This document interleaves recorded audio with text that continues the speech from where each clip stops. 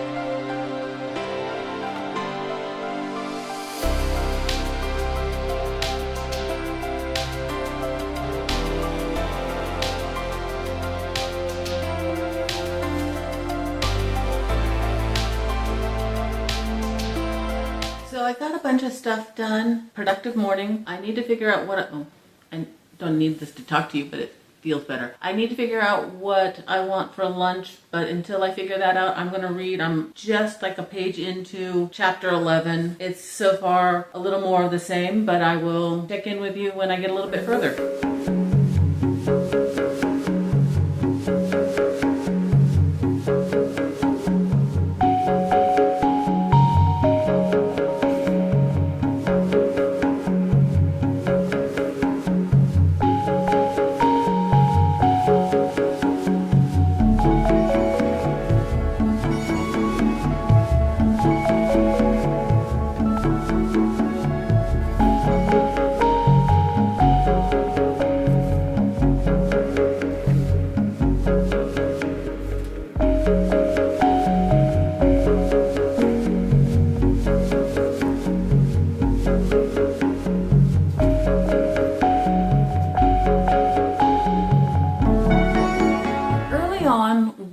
Not only are we seeing Ken and how much he really wants a colt of his own, but we see how much of a daydreamer he is. Nell, the mom, has argued that he needs to have a colt of his own, like his brother Howard. The dad, Rob, he's like, we can't reward bad behavior, and she's like, he needs to learn responsibility. So eventually the dad kind of gives in and says, you can have whatever colt you want on the property. It takes a while for Ken to pick, and he's still kind of daydreaming, and then he's finally picked one. It's kind of interesting. There's different perspectives. We're mostly seeing things through Ken's eye, but we're also getting a lot from his mother's point of view and a little bit from the father, and one weird one from Howard the brother, but also from Banner. He's the stallion on the property, and Rocket is the mare. What I did really like about it is that the father is teaching these kids responsibility. Rocket is mostly the horses are wild, and it sounds like there's like this whole herd that's running on these many acres acres of land. They also have cattle and they grow crops, but their primary income is from the horses. The mare Rocket, she has a rope around her neck and it's been there for a while. It broke and she got away, and he's very worried about her safety because, and he's trying to teach this to the kids, is that they are responsible for these horses, and so they need to get that rope off of her. Ken has finally picked his horse, but he hasn't gotten his colt yet, and I'm just a few pages past half. That's kind of surprising. Again, I read the kids version, which is probably only 100 pages long. I would have thought he would have had his horse by now. That's pretty much it for right now. I'm gonna go figure out what's for lunch and keep going with my chores. I'm gonna keep listening.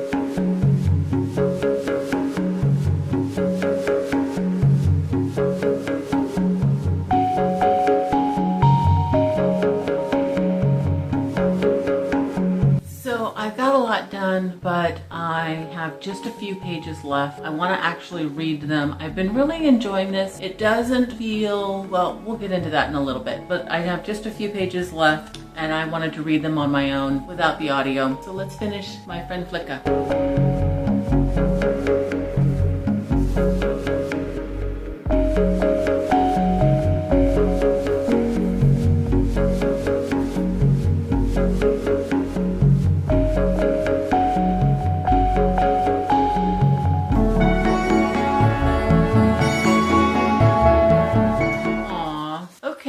It's not a very typical, I've read a lot of the horsey stories, and to me it's not a very typical one, and I don't want to give anything away. Usually the kid, or even the adult I suppose, has the horse earlier, and there's all these adventures that they go on together, and that doesn't really happen in this. It's a coming of age story. Ken is growing up. He's learning responsibility and giving up his daydreaming, which me partially thinks that's sad. It's him growing up. And so it is very much about that, but it's also a slice of life on this big ranch in the mountains, how they have to be responsible for the animals that they're taking care of and the land that they're living on, how the weather can affect them, and there's a mountain lion that's causing problems, the neighbors, and just the whole thing of, and here's the other thing. It was published in 1941, so that means it was written in 39 or 40, somewhere along those lines, right? But published in 41. I kind of kept thinking, this all takes place during the summer when the boys are home for school. They board at a school in town because they're so rural. So I keep thinking about, you don't know what's coming, because in December of 1941 is when Pearl Harbor is attacked. And then of course the US goes to war. And so I keep thinking, you don't know what's going to happen, even though it's purely fictional, but it does feel very real, and you feel what it's like to be in that life and how busy they are and the constant work and the responsibility that they have to the land and the animals. I haven't decided on what I'm going to rate it. I'm kind of leaning towards a 4.5, but then again, it has a very, like, an old-fashioned stereotypical ending that kind of rubs me wrong, so I might go 4.25, but we'll see. My Friend Flicka, 1941. That was worth it. Now, I have a secret. I was almost done with that, but I wanted to physically read the ending because I think you get more out of it that way. But I still had stuff to do, so I kind of accidentally already started Inheritance Games. We'll go into that right now. I hadn't read the back, even though I remember hearing a lot about what it is about. We've met Avery, and she is 16 or 17 years old. It starts off, she's in the park playing chess with a homeless man, and they have a deal that if she wins, he has to accept breakfast from her. Of course, she wins, and he has to go get breakfast. And she's playing this before school, so she's almost late for school. And we learn that she's very smart. We meet the first Hawthorne. She gets called to the principal's office. Grayson Hawthorne is there, and he tells her that his grandfather has died. She needs to come with him to Texas for the reading of the will. We've also met her half-sister, Libby, who is her guardian. She is about to fly off to Texas, first class. And that's where I am. I'm loving it so far. I'm going to sit and read and figure out what's going on for dinner.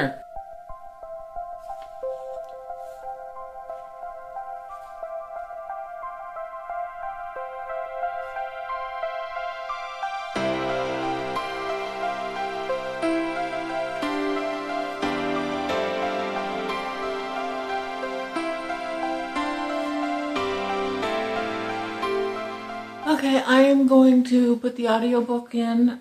Will has been read. She has learned the truth that she's inheriting everything and that she has to stay in the house for a year. There's 4 brothers, the Xander, Jameson, Grayson, and Nash. He's the oldest. Some of the other relatives. She has her own lawyer that she's dealing with and who's handling everything for her, and her name's Elisa. Oren is the head of her security. Yeah, it's fun. It's fast. The chapters are super short, but I'm going to get some stuff done, and I'm going to listen to it. But you're on my phone.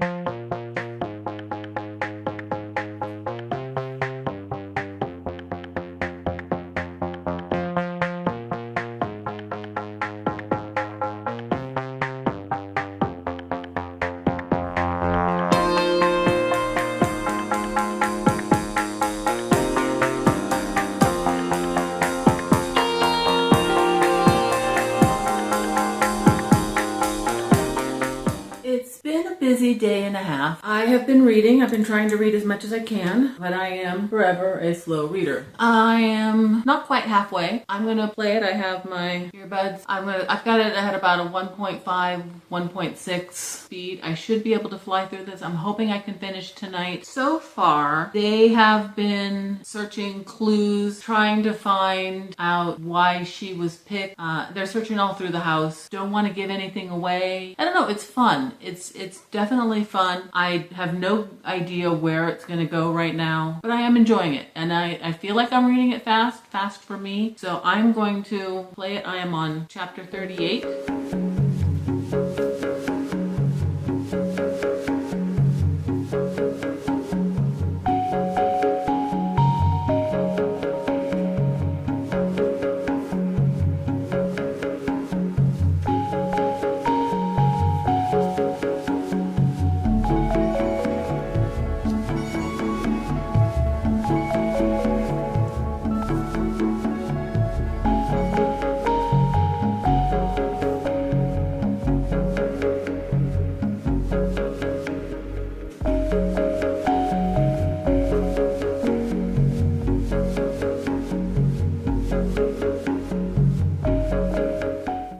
Camera's up a little high, but that's okay.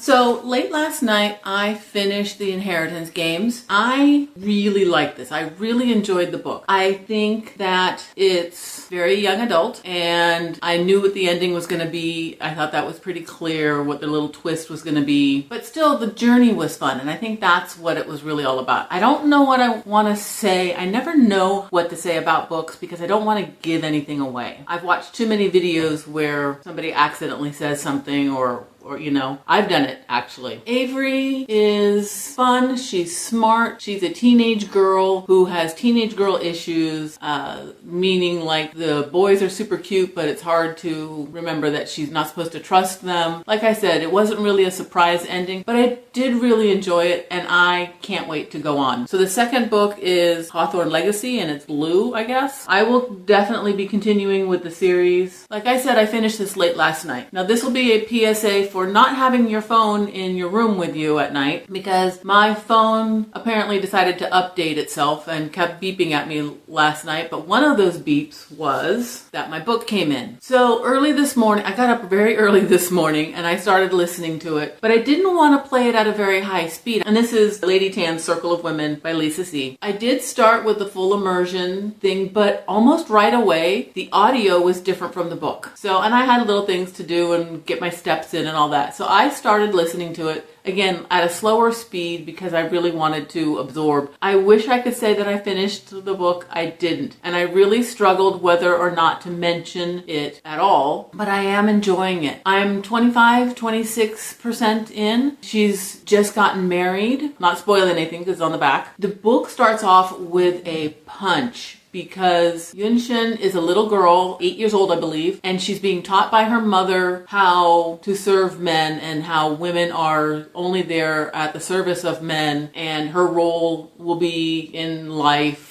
to be there for her husband. There are 3 roles that a female has. She has her natal family, which is a very short time. Her true family is her married family, and then there's widowhood. And she also mentions how, like, when she's a child, her father's in charge of her.